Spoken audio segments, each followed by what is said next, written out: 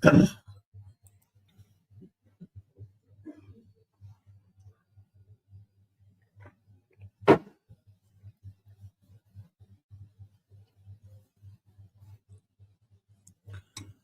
and welcome to another session of GP ka Jugaad. I'll start again.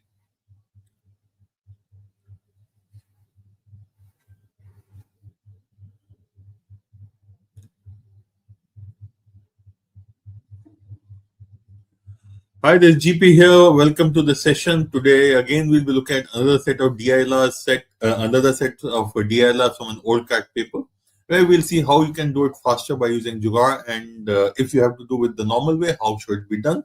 And it's a very, very interesting set that we are looking at. It's a fairly old set, 2005, but a very, very interesting data set. So let's look at the set. But before that, a quick look at something very, very important for you.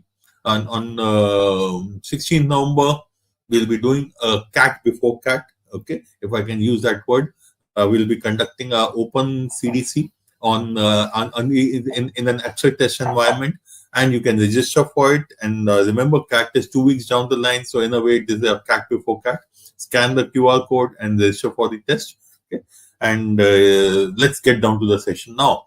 Now, what we are talking about is the second section of CAT, which has got 40 minutes and 5 sets of data typically to be done in 2022 with 5 sets of data comprising 22 questions. And this was the pattern for CAT 24, but we expect the pattern to remain the same for CAT 25 also. Okay. Now, when we look at DILR, something that I have talked about multiple times, I'll repeat the same today also, that at the end of the day, when you're looking at DILR, while they are, as it says, while there are 22 questions and there are 5 sets of data, there were 5 sets of data last year. Your percentile, again, is a function of the number of questions you attempt. It does not depend on whether you have completed the set or not. So when you're doing this particular section, especially, you should look at completing the set if it is doable. Otherwise, it should not be that I have to complete the set come what may. Which means as long as I can do 2 to 3 easy questions in each of the sets, is perfectly fine. And it is perfectly fine to leave the difficult ones. The second thing which I want you to again remember is that typically over the years, and here when I say over the years, I'm looking at the last 30, 35 years, okay, a 50% attempt, okay, or let's say 50% marks, not attempt, 50% marks is a very good score in CAT. And depending on the level of difficulty of the paper, this means you'll be somewhere between 97.5 to 99.5 percentile. Okay, so the key thing to understand is 50% means half the questions, or in other words, you can afford to leave half the question unattempted and still get a decent score. If it happens to be a very easy paper, a 50% score will get you something like a 50% marks will get you something like a 97.5 percentile. And if it's a fairly difficult paper, that means you'll probably end up at it somewhere around 99.5 percentile. Let me look at the last 5 years data to prove this point. Now, if you look at the last 5 years data, okay, if you look at CAT 20 to 24, the number of questions have been as low as 20 to as high as 24 in CAT 2020. Last year it was 22 questions. Okay. And this means the number of sets has also varied from 4 to 5. But I'm not bothered about the number of sets. With 24 questions, where the overall score is is plus 3 minus marking schemes plus 3 minus 1, 72 marks, 50% marks. Okay. Let's see what are the 50% marks in each of these. So when you look at 50% marks, we are looking at 36 marks out here, 30 in 30 and 30 in CAT 21, 22, 23, and 33 in CAT 24. Now, where would these scores get you in if you got this kind of marks? Okay. What kind of percentile? So in CAT 2020, if you had a score of 36, you would be just above 99 percentile, maybe 99.1, 99.15 percentile. In CAT 21, a 50% marks.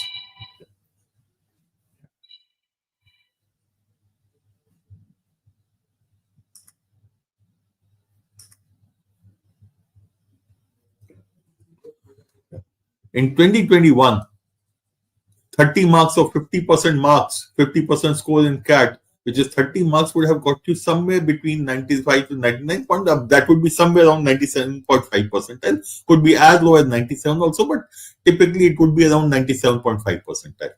the same score, 30 marks in CAT 22 and 23, would have led to a significantly higher score. CAT 22 and CAT 23, CAT 22, 30 marks or 50% marks would have given you maybe 99.1, 99.2 percentile.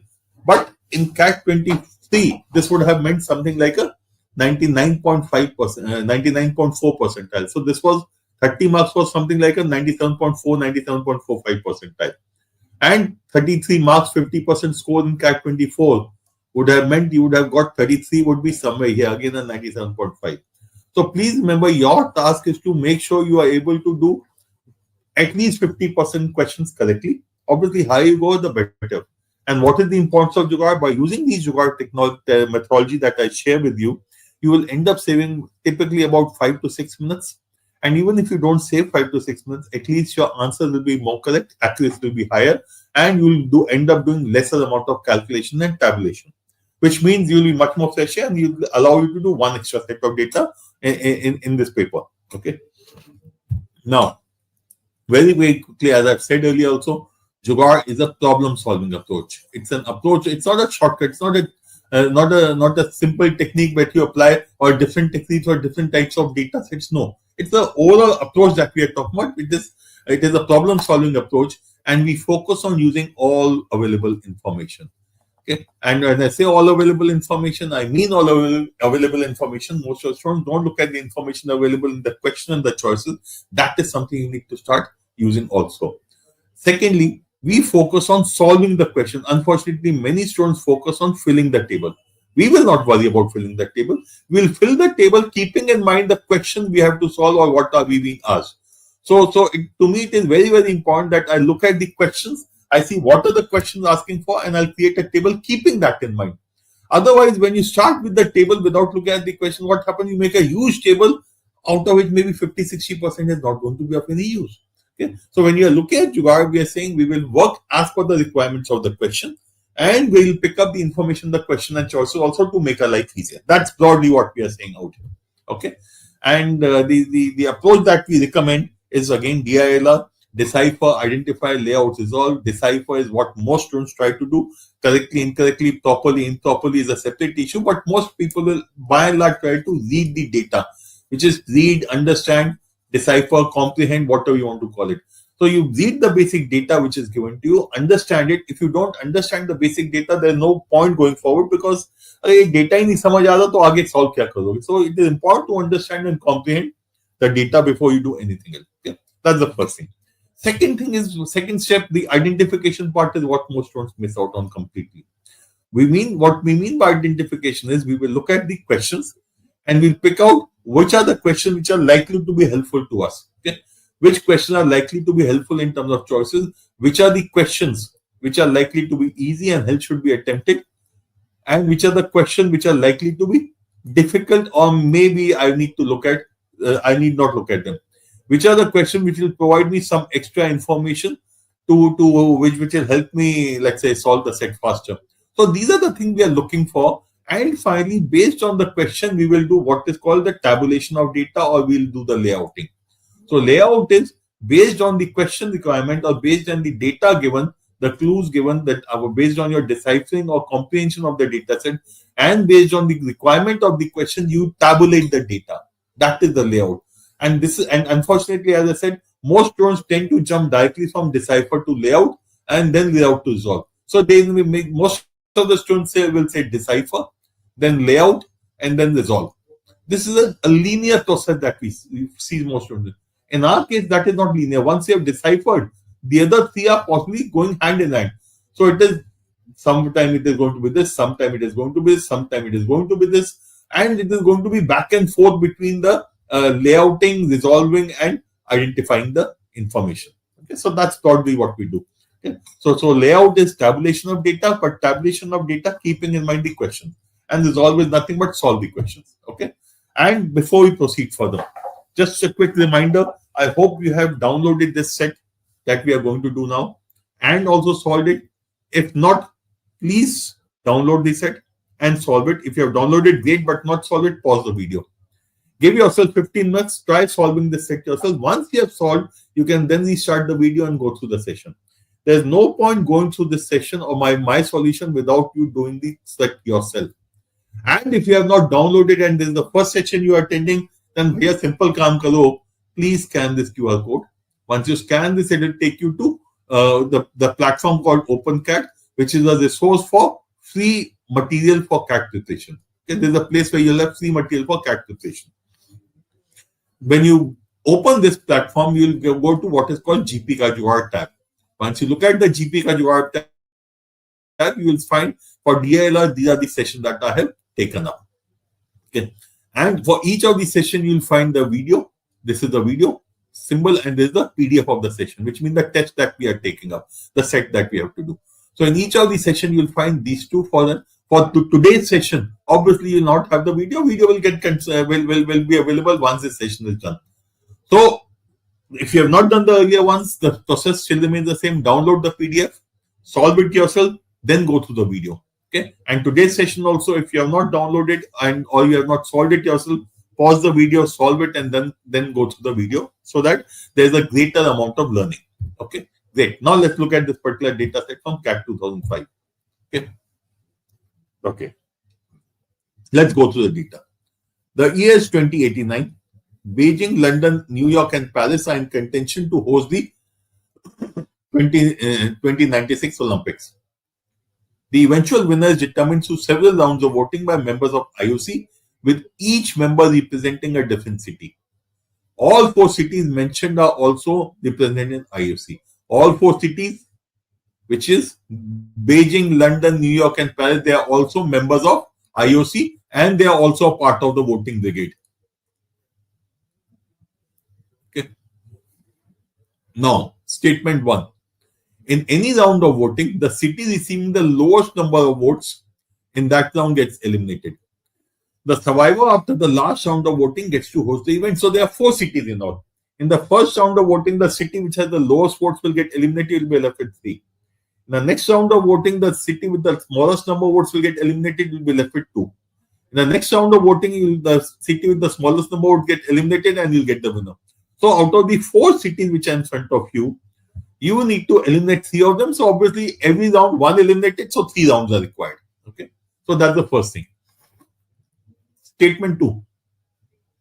A member is allowed to cast votes for at most 2 different cities. You can vote for maximum of 2 different cities in all rounds of voting combined. So it is perfectly fine to vote for one city in a particular round and change your preference and vote for another city in some other round. Okay. But you can vote for maximum 2 different cities in this way. And hence, a member becomes ineligible to cast a vote in the given round if both the cities he or she voted for in the other round were out of contention. Okay. So if you voted for, let's say, London in round 1, it got eliminated hypothetically. You voted for New York in round 2, and in round 2, New York also got eliminated. You cannot vote now in the third round. If you have voted for 2 different cities and both of them have been eliminated, you are not eligible to vote going forward. Okay. Next, it says a member is also ineligible to cast a vote in a round if the city he or she represents is in contention in that round of voting. So what does that mean? In the first round of voting, London, New York, Beijing, and Paris will not vote. Why? Because their cities are in contention. So in the first round of voting, since all the 4 cities are in contention, they will not vote. In round 2, one of these 4 cities will get eliminated. That eliminated city is now eligible to vote in round 2. The key thing to understand is a member is ineligible to vote if the city he or she represents is in contention. So if it is not in contention, they can vote for it. Okay. Statement 4. As long as the member is eligible, he must vote for any one candidate city in any round. So in one round of voting, you can vote for only one city. You cannot do multiple voting in a single round. Okay. The following incomplete table shows the information on cities that receive the maximum and minimum votes in different rounds. The number of votes cast in their favor and the total votes that were cast in these rounds. So let's have a look at this. What happened in round 1? The city which gets the maximum number of votes is London. City which gets eliminated is New York. So round 1, New York is eliminated.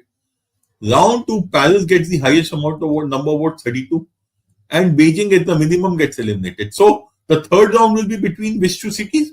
Out of these 4 cities, Beijing, London, New York, Paris, New York and Beijing are out. So the fourth round will be between London, okay, actually London and Paris. So fourth round, not fourth round, third round, these 2 cities will survive, and one of them will get the chance to host the 2096 Olympics. Okay. Now, just to go back to statement 2, so that there's complete clarity. If you voted for New York in round 1, if a city voted for New York in round 1 and it's voted for Beijing in round 2, it will not be able to vote in round 3. Why? Because in round 1, when you voted for New York, it got eliminated. In round 2, you have an option to vote for another city also, and you decide to vote for Beijing. And in round 2, obviously, Beijing was eliminated in round 2 with the minimum number of votes. What does that mean? In round 3, you cannot vote. So the number of cities which will vote, on the number of voters in round 3 will be lower because of this reason. Second thing, just to repeat, New York got eliminated in round 1. So in round 2, New York will also be able to vote. Beijing got eliminated in round 2. That means in round 3, Beijing will also vote. Right? So this is what the information we have. Okay. Now let's look at the information in the questions. I am not going through this because this I'll typically look at later. But at this point of time, I have done what is called the decipher part. We have understood the data as to what all it entails. Okay. Now let's look at the question and try to identify information from there. What percentage of members from among those who voted for New York in round 1 voted for Beijing in round 2? What are out of these 12 people, what percentage who voted for? Because these are the 12 people who voted for New York in round 1. Some of them in round 2 have voted for Beijing. How many of them have voted for Beijing in round 2 is what we need to find out. What percentage? Statement question 2. Number of votes cast for Paris in round 1. We don't know, so we'll have to solve this one. But it gives again numbers, and maybe we can eliminate some of these choices. Third one. What percentage of members were among those who voted for Beijing in round 2 were eligible to vote in round 3 and voted for London? Out of these 21 who voted for Beijing in round 2, some of them were eligible to vote in round 3, some were not. So out of those who were eligible to vote in round 3, how many voted for London? Out of these people who have voted for Beijing in round 2, some of them will not be able to vote in round 3 because in round 1 they would have voted for New York. The remaining are eligible to vote in round 3. How many of them voted for London?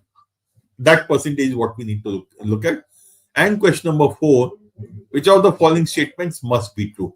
Again, that means we need to look at both the statements. But by and large, what question number 3 and 4 are saying, here you may need to do the complete work. Or if not complete, significant amount of work. That also is true for question number 1. Okay.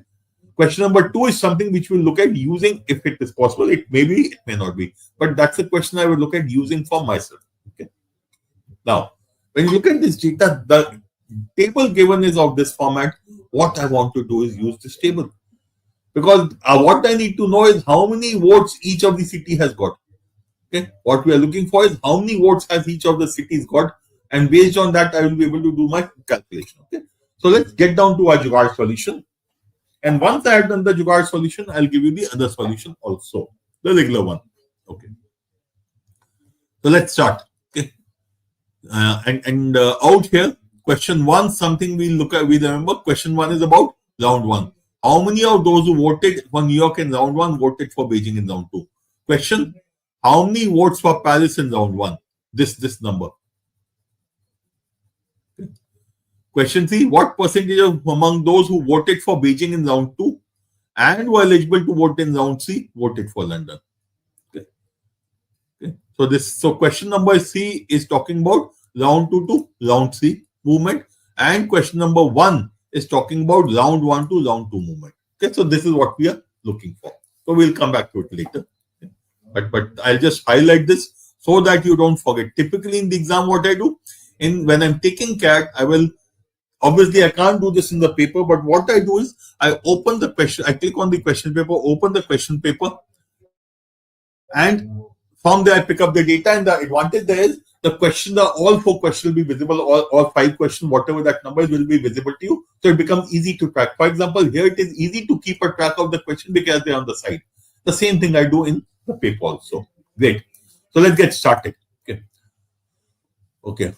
Now, before we do anything, New York got eliminated in round 1. Beijing got eliminated in round 3. So, okay. First question. How many votes did London get in round 2? Out of the total of 83 votes, 32 went to Paris, 21 to Beijing. 32 plus 21 makes it 53. Out of 83, 53 votes went to Beijing and Paris. That means the remaining 30 will go to London. Obviously, New York has been eliminated. So, New York eliminated after round 1. So, no votes for New York in round 1. Similarly, no votes for New York in round 2. Beijing was eliminated in round 2. So, no votes for Beijing in round 3. Okay. Now, second question. How many votes would be there in round 1? From round 1 to round 2, will any member become ineligible to vote? No. To become ineligible, what does happen? From round to 1 to 2, if I have to become ineligible, I need to vote for 2 different cities in 2 different rounds and both of them to be eliminated. So, no voter will become ineligible in round 2. The ineligibility will happen only in round 3. Right? Now, what does that tell you? The only way the number of voters the only change in number of voters from round 1 to round 2 will be New York. New York did not vote in round 1. New York will vote in round 2. So what is this? 83 minus New York is equal to 82. Or let me put it this way: 82 plus New York is equal to 83. Out of the 82 voters who were there in round 1, all of them voted for in round 2 also, and New York, which was eliminated in round 1, became eligible to vote in round 2. So New York also voted. So what is 83? 83 is nothing but 82 voters of round 1 plus New York is what we are looking at. This is 83. Okay, great. Now let's look at the statements. All those who voted for London and Paris in round 1 continued to vote for the same cities in subsequent rounds as long as the cities were in contention. These 30 people who voted for London in round 1 have also voted in London in round 2. Now, anyone, so if there, let me say, if there were X people who voted for Paris in round 1, those X would have voted for Paris in round 2 also. Some of the voters from Beijing or New York may have come here, but these X have definitely remained. Okay, these X have definitely remained. That is the first thing we need to remember. Anyone who is voting for London or Paris in a round continues to vote for them in the subsequent rounds as well. Okay. Okay. 75% of those who voted for Beijing in round 1 voted for Beijing in round 2 as well. 75% of those who voted Beijing in round 1 voted for Beijing in round 2 as well. So, what is 75%? Equal to 3/4. Okay. How many voted for Beijing in round 1? If I say X voted for Beijing in round 1, that means there should be 3/4X. But I have a problem. I normally don't want to work with decimals and fractions. I want to work with integers. So, what will I do? I'll assume the number of voters for Beijing in round 1 would be 4X. Out of them, 75% 3X continued to vote for Beijing in round 2. Where will the remaining X go? Where will the remaining X go? Can they go to London? No, because London in round 1 had 30 voters. In round 2 also, London has 30 voters. So obviously, all these 30 have continued to vote for London from round 1 to round 2. So these extra voters cannot go to London. They will have to go to Paris. That means Paris has got extra voters, not London. All the people who have voted for Beijing in round 1, some of them have decided to vote for Paris in round 2. None of them have decided to go for London because otherwise, London would have been more than 30. Right? So no extra votes for London from round 1 to round 2. It only जो उसके पुराने संगी साथी थे, they have continued with London. Okay, perfectly fine. No issues, I hope. Okay. Now, What is important for me out here is when I look at round 1, what is the total number of voters of Paris plus Beijing in round 1? This is 82. 30 plus 12, 42. So Beijing plus Paris should be 82 minus votes of London, minus votes of London minus votes of Paris, which is 40. Okay. So what should Paris be? Paris should be 40 minus 4x. What does that mean? So Beijing we have taken to be 4x. So Paris has to be 40 minus 4x. Okay. So what is 40 minus 4x? It is a multiple of 4. Okay. If it is a multiple of 4, can you look at question number 2 and eliminate some of the choices? Question number 2. What does it mean? My answer can either be 16 or 24. My answer cannot be 22 or 18. They are wrong because neither 22 nor 18 is a multiple of 4. दो choice निकल गई. Okay. Now, let's look at common sense की तरह से सोचते हैं, थोड़ा logic लगा के थोड़ा कॉमन सेंस लिखते हैं. I am not looking at the extreme situation. Beijing and Paris 24 and 16. One of these has to be Beijing, one of these has to be Paris. After all, if I say Paris is 24, if I say Paris is 24, then Beijing will be 24 minus 40 minus 24, 16. And if I say Paris is 16, Beijing will be 40 minus 16, 24. The reason these two numbers are given is 16 and 24 are given is because if you make a mistake, you will end up marking the wrong answer, which means Paris and Beijing will get interchanged. Okay. Now, एक बात बताओ यार, voters of Paris are more loyal than anything else. London and Paris. Okay. So all those who voted for Paris in round 1 should have voted in round 2 also. Okay. And Paris is the one which has ultimately gone to round 3. So most probably Paris should be bigger. So I started with that assumption. CAT 2005 में मैंने कहा Paris तो बड़ा होना ही चाहिए यार. So let me look at Paris. So if I take Paris at 24, okay, let me not use this color. Let me use some other color. This is what we needed, so I'm just highlighting and keeping it as it is. But from a color perspective, let me look at some other color. Okay, of writing down. Okay, so if I take Paris at 24, Beijing will be at 16. Okay. Now, what does it say? Out of these 4x people or 16 people who voted for Beijing in round 1, 75% or 3/4 voted for Beijing in round 2. So 3x should be equal to 6. 3x should be equal to 3/4 of 16 or 3x. If 4x is equal to 16, x is equal to 4. Or that means this is equal to 4. Out of the 16 people who voted for Beijing in round 1, 12 continued to vote for Beijing in round 2 and 4 voted for Paris in round 2. Okay. This is what we are working with at this point of time. I'm just erasing this part, not relevant anymore.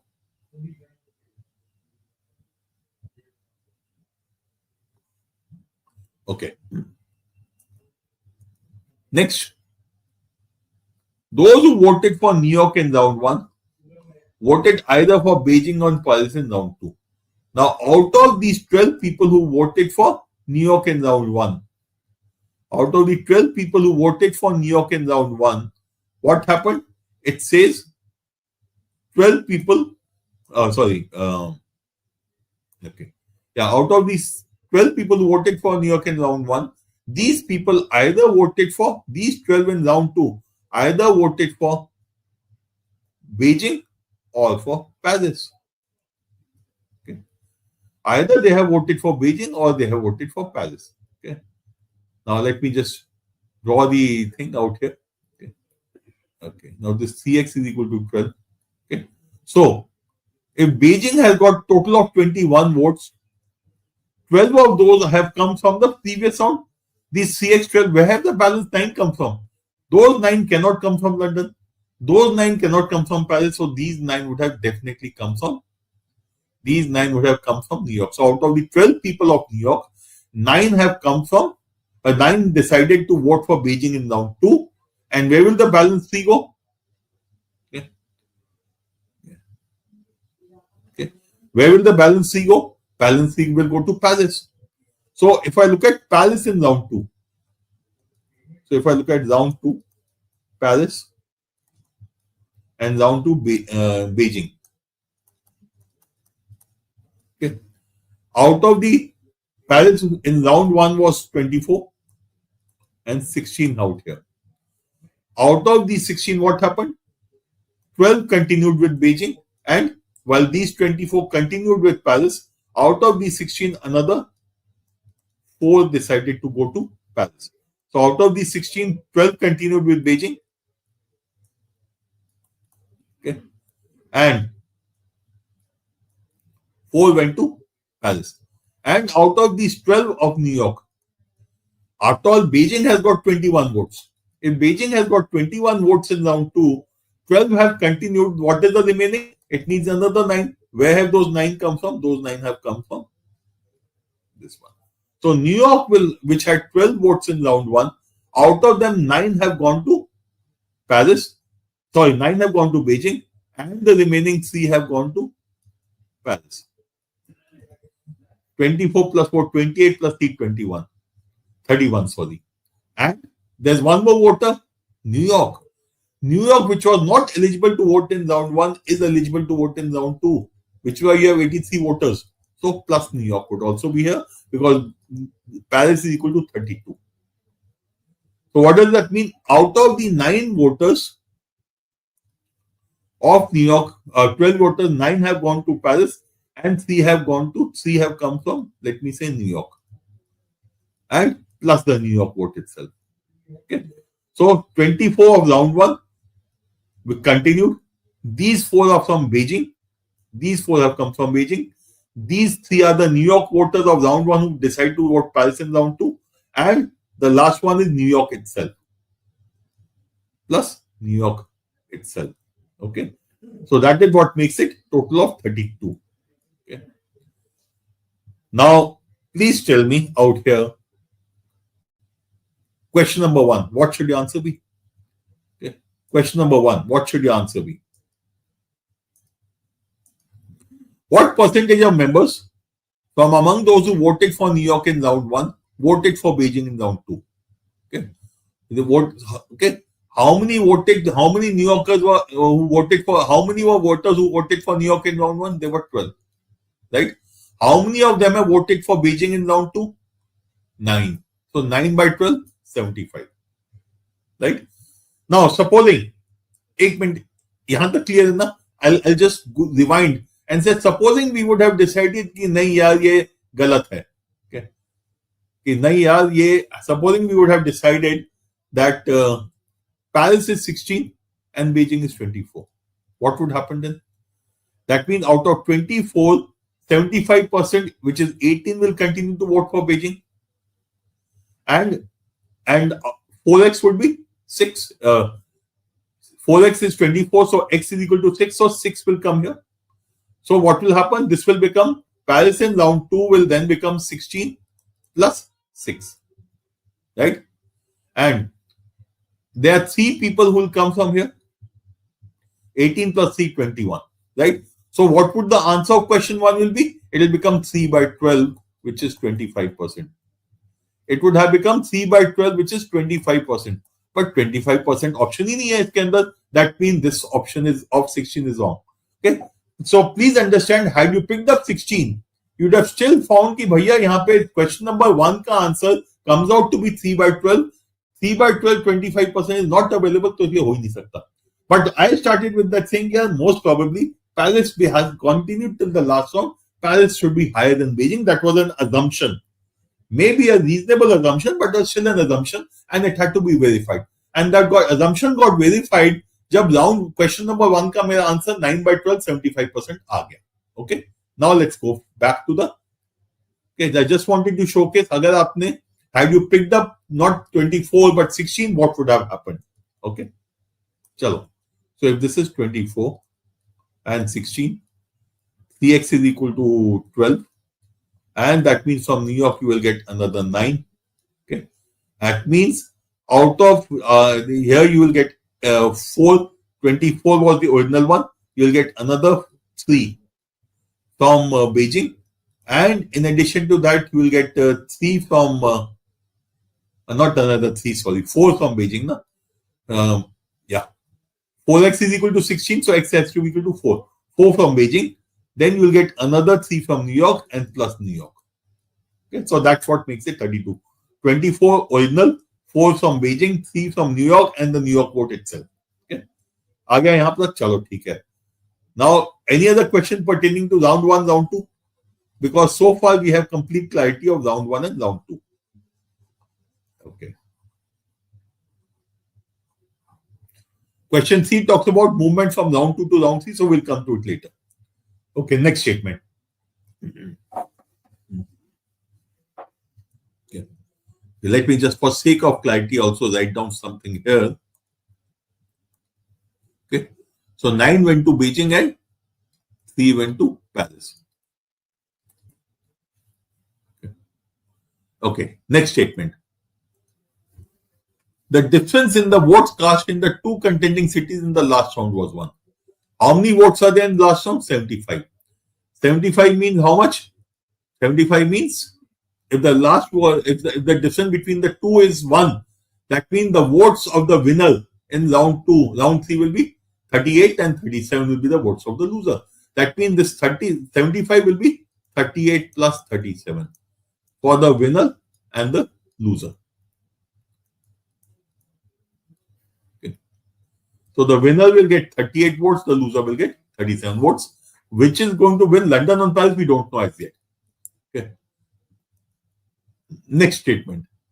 50% of those who voted for Beijing in round 1 voted for Paris in round 3. 50% of those who voted for Beijing in round 1 voted for Paris in round 3. Now, let us look at this item again. 4x people voted for Beijing in round 1, right? Out of them, 2x have to vote for Beijing in round 2. Round 3. As per the statement, what does that mean? That means if I look at, okay, let me take another color. That means now if I look at round 3, I should get another x. Out of these 4x, x has already happened in round 2.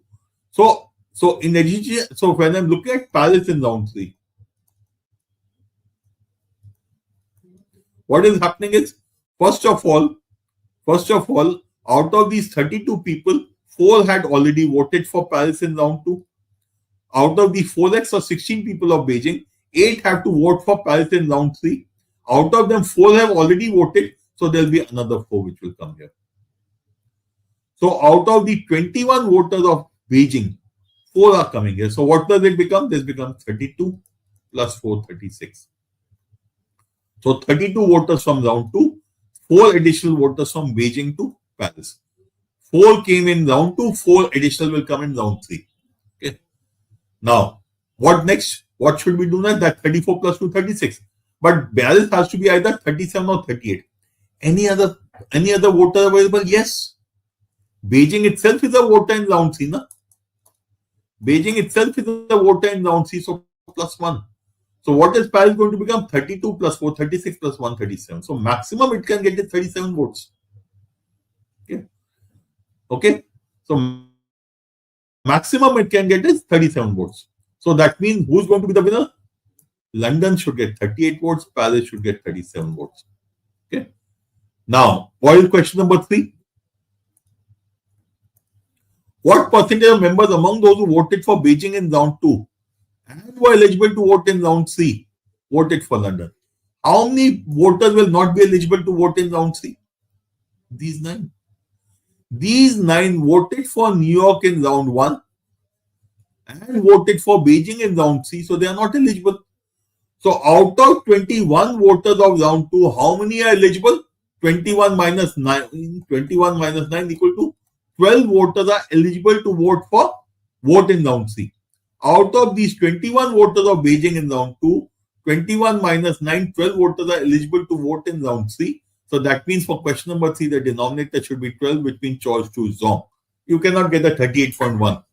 You can get 1/3, 1/6, 1/12, 2/3, some that kind of a number. So वो तो गलत है. Okay. Now coming back to it, okay. Out of these 21 people, 9 are out, so he left with 12. Out of these 12, what has happened? 4 have voted for Paris. If 4 have voted for Paris, where have the other 8 votes got? They have gone to London.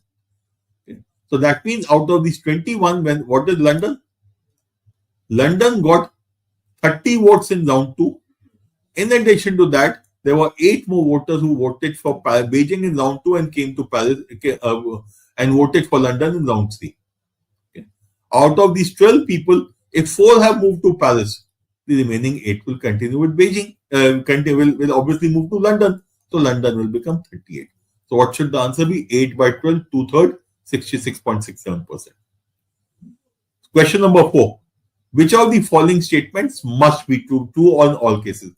IOC member from New York must have voted for Paris in round 2. Yes. IOC member from New York has voted for Paris in round 2. Perfectly fine. Statement 2. IOC member from Beijing voted for London in round 3. No. IOC member from Beijing voted for Paris in round 3. Otherwise, Paris will not become 37. Paris will be stuck at 36. But since we needed the total to be 37, we can clearly say, okay, no, not an issue as such. We can clearly say that the answer to this should be this is right and this is wrong. If this is wrong, what should be the correct answer? Only one. Okay. So effectively, what we started off with, we said for Paris in round, we started with question number 2. My answer for Paris had to be a multiple of 4.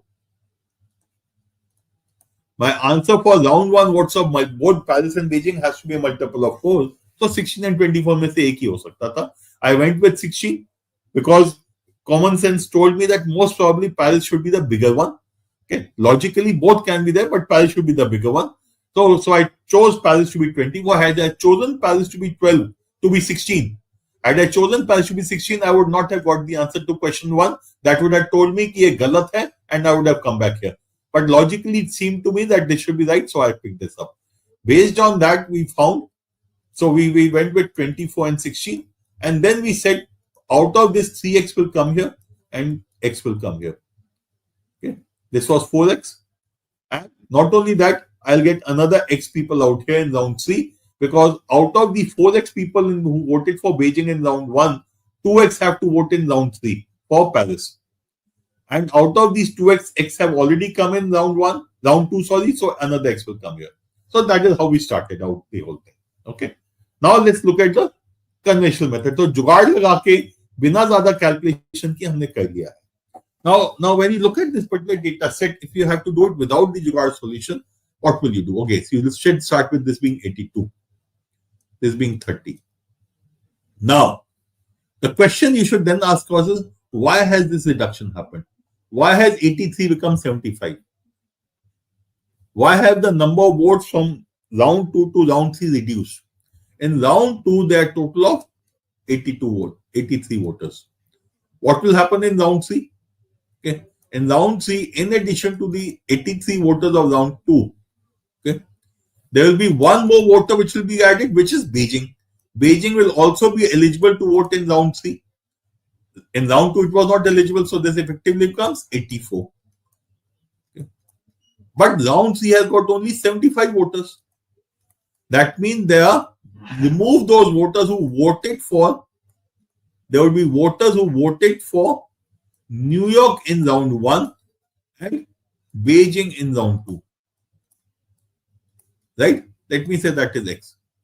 So if there are X voters who voted for New York in round 1 and Beijing in round 2, what will that be? It will be 84 minus 75, which is 9. What does that mean? Out of these 12 voters, 9 voted for Beijing and 3 voted for Paris. Right? This is what, now this logic, if it strikes you, great. Then ये जुगाड़ की जरूरत नहीं है. But in that year also and later on also, whenever you have done this set, most students fail to pick this up. And which is why यार choice सामने रखी तो मैं उसको क्यों ना यूज करूं. Okay? In fact, CAT जब दे रहा था मेरे को तो ख्याल ही नहीं यार ये देखना है. My starting, okay, my answer should be a multiple of 4. ये गलत है. And between the two, I chose this and got the answer accordingly. But yes, if you want to do the conventional way, this is the logic you should be able to understand. That in round 3, there are 83 voters, 75 voters. Sorry, round 3 has got 75 voters. Round 2 had 83 voters. From round 2 to round 3, 83 voters of round 3 plus Beijing makes it 84. Minus 9 voters have to be eliminated to get to 75. That means there are 9 voters who voted for New York in round 1 and Beijing in round 3. Now you can start working accordingly once you have established this one. That okay, so chalo, ye ho gaya hai. Now, so if 9 have come from here, what does that mean? How many should have come from top? 12. So 75% of those who voted for Beijing in round 1 voted for Beijing in round 2 also. So out of the 4x people who voted for Beijing in round 1, 3x have voted for Beijing. Let me just create some space and थोड़ा खुला लिख देते हैं. Out of the 4x voters who were there in Beijing, 3x voted for Beijing in round 2 also. And as per the question, 9 voters who voted for New York in round 1 have voted for Beijing in round 2 because of this reduction. That means 3x should be equal to 12 or 4x equal to 16. If 4x is 16, Paris should be 24. Right. And if this is 24, round 2 will become 24 plus how many? Another 4 coming from Beijing plus 3 from New York plus New York itself. 3 from New York plus New York itself. So that made it 32. Okay. And then next round will be this 32 is already there. Okay. Plus how many? Another 4 would come here. Because from 4x, 2x have to be voting for, out of these 4x voters of Beijing of round 1, 8 or 2x should be voting for Paris in round 3. 4 are already there, another 4 comes, plus Beijing. Makes it 36, 37, and this is 38. Okay. So the conventional way is also I showed you, but if conventional done struck, फर्क नहीं पड़ता, choices उठा के हो जाता है. And as I said, I had actually done that in CAT 2005. Okay.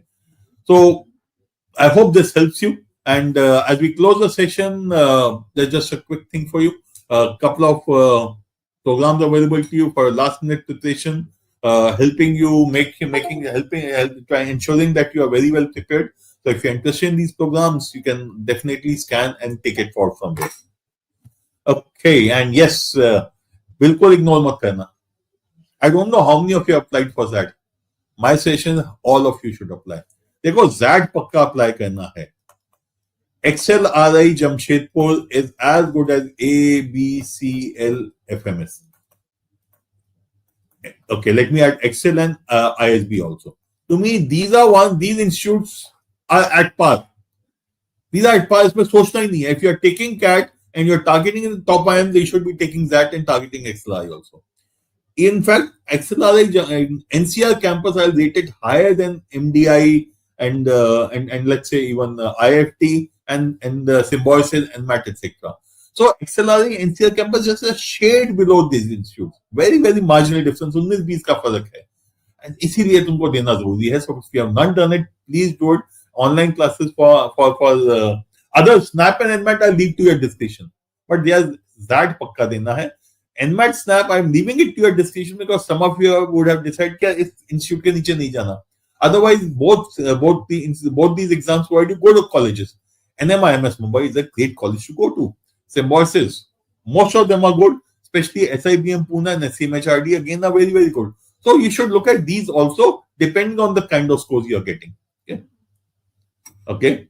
So, and yes, in case of you need any other help with your preparation, feel free to connect me.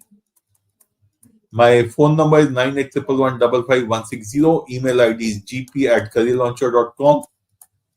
Okay. And yes, you can connect with me whenever you need to with respect to your preparation. So that's it from my side. All the best and see you again in the next session.